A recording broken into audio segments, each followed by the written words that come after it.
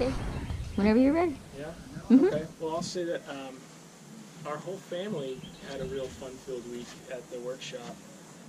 We arrived with 2 young kids, and there was plenty to keep them entertained all week.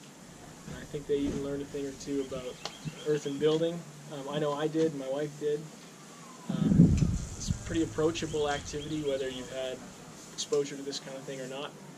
Alex has got a rare teaching style where he's pretty hands-off and lets you discover things on your own, but at the same time very approachable.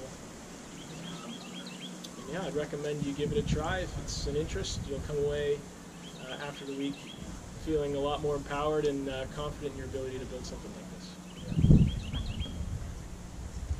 Yeah, and the book is a great take-home as well.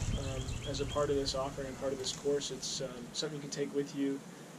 I know that when we get back home, when we eventually get around to starting our project, there'll probably be lots of stuff that we've partially forgotten, so it's a great leave behind to be able to refresh your memory when you're ready to build something of your own. And the certificate's a great way to kind of take pride in what you've accomplished, and we'll definitely hang that on a wall, hopefully a cob wall at some point in the future. Thank you.